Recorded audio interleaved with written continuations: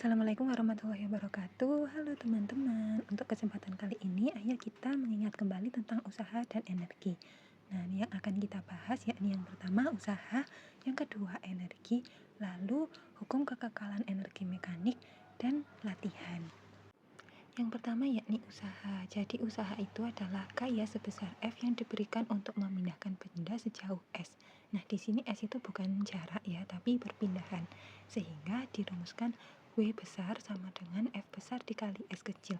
Nah, ini kalau misalnya perpindahannya 0 atau misalnya titik awal dan akhirnya itu sama, maka W-nya dihitung sebagai 0 karena S-nya 0. Seperti itu.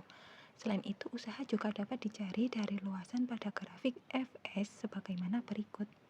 Jadi misalnya ini gambarnya kotak jadi atau persegi panjang, jadi panjang S itu dikali lebar F, seperti itu. Untuk selanjutnya yakni energi. Jadi energi itu kemampuan untuk melakukan usaha. Nah, energi itu ada bermacam-macam. Yang pertama energi kinetik, yakni dimiliki benda karena geraknya, sehingga tiap benda yang bergerak itu pasti memiliki energi kinetik. Nah, energi kinetik ini dirumuskan dengan setengah dikali M kali V kuadrat, dengan M ini massa, V itu kecepatan ya, karena bergerak tadi. Untuk yang kedua yakni energi potensial, yakni dimiliki benda karena kedudukan atau posisinya. Jadi misal memiliki ketinggian seperti itu. Jadi dirumuskan itu EP sama dengan M dikali G kali H, dengan M itu massa, G percepatan gravitasi, dan H itu ketinggian.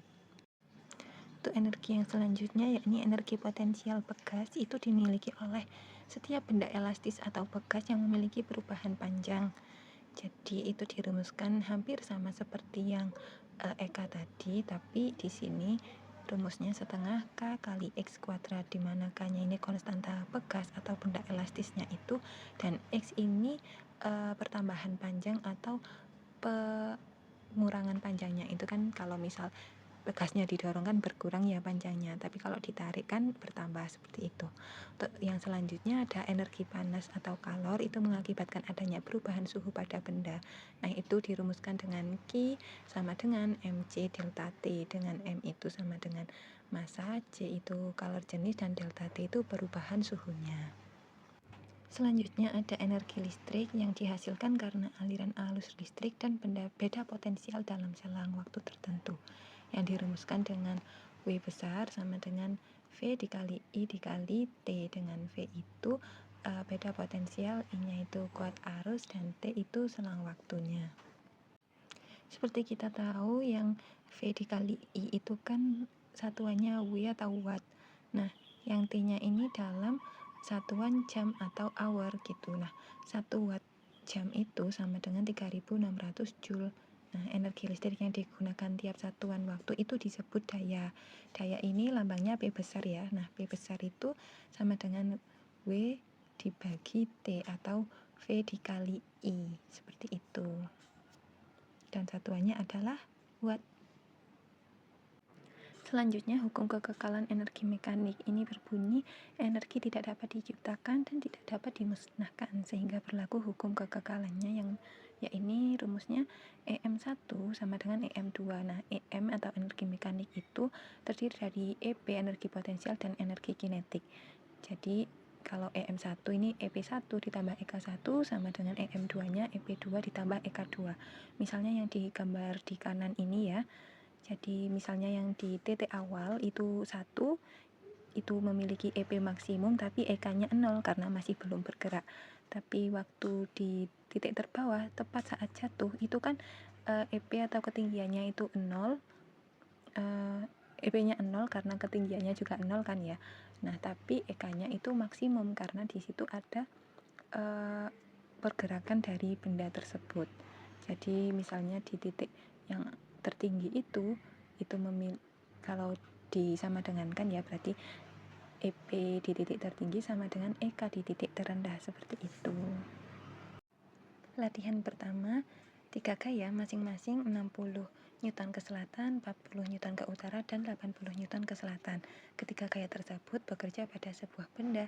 Jika usaha bersama ketiga gaya terhadap benda sebesar 720 Joule, berapa perpindahan benda dari posisi awal? Jawab, Jadi misalnya arah selatan itu dilambangkan dengan negatif dan yang di utara itu dilambangkan positif. Nah, ini kita cari resultan gayanya dulu ya. Jadi yang 60 itu negatif, yang 40 positif, dan yang 80 negatif.